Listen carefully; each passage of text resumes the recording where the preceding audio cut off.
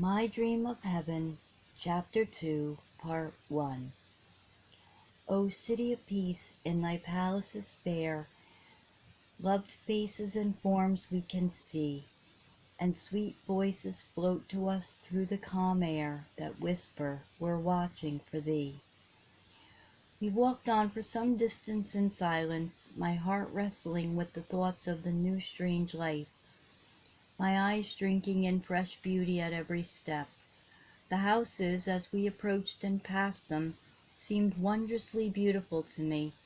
They were built of the finest marble, encircled by broad verandas, the roofs or domes supported by massive or delicate pillars or columns, and winding steps led down to the pearl and golden walks.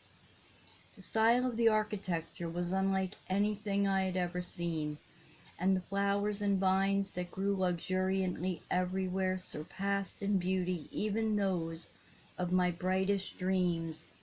Happy faces looked out from these enhanced walls, and happy voices rang upon the clear air from many a celestial home. "Frank, where are we going?" at length I asked. "Home, little sister," he answered tenderly. "Home? Have we a home, my brother? Is it anything like these?" I asked, with a wild desire in my heart to cry out for joy. "Come and see," was his only answer, as he turned into a side path leading toward an exquisitely beautiful house, whose columns of very light gray marble shone through the green of the overhanging trees with a most inviting beauty. Before I could join him, I heard a well-remembered voice saying close beside me, "I just had to be the first to bid you welcome," and looking around I saw the dearly beloved face of my old-time friend, Mrs. Wickham. "Oh, oh!" I cried as we met in a warm embrace. "You will forgive me, Colonel Spragg," she said a moment later, giving her hand cordially to my brother. "It seems unpardonable to intercept you thus in almost the first hour, but I heard that she was coming and I could not wait. But now that I have looked upon her face and heard her dear voice, I will be patient until I can have her for a long, long talk." "You must come in and see her now," said my brother cordially. Do come," I urged. "No, dear friend, not now. You know, dear little Blossom, the old pet name for me years ago. We have all eternity before us. But you will bring her to me soon, Colonel Sprague," she said. "Just as soon as I may, dear madam," he replied with an expressive look into her eyes. "Yes, I understand," she said softly, with a sympathetic glance at me. And then with a warm hand clasp and the parting injunction, "Come very soon," she passed swiftly out of my sight. "Blessed woman," I said, "what a joy to meet her again. Her home is not far away. You can often see her. She is indeed a lovely woman.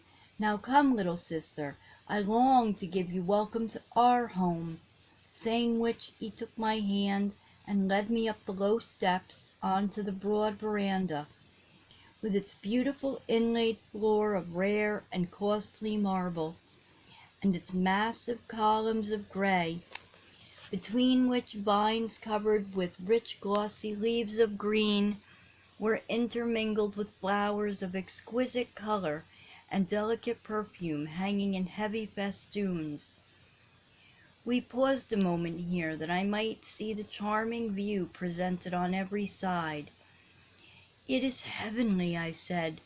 "It is heavenly," he answered. "It could not be otherwise." I smiled my acknowledgment of this truth. My heart was too full for words. The entire house, both below and above, is surrounded by these broad verandas. But come within. He led me through a doorway, between the marble columns, into a large reception hall, whose inlaid floor, mullioned windows, and broad low stairway at the far end at once held my fancy. Before I could speak, my brother turned to me and, taking both my hands, said, "Welcome, 1,000 welcomes, dearest sister, to your heavenly home. Is this beautiful place indeed to be my house?" I asked, as well as my emotion would allow. "Yes, dear," he replied. "I built it for you and my brother, and I assure you it has been a labor of love." "It is your home, and I am to stay with you?" I said, a little confused. "No, it is your home, and I am to stay with you until my brother comes." "Always, dear brother, always," I cried, clinging to his arm. He smiled and said, "We will enjoy the present. We never will be far apart again."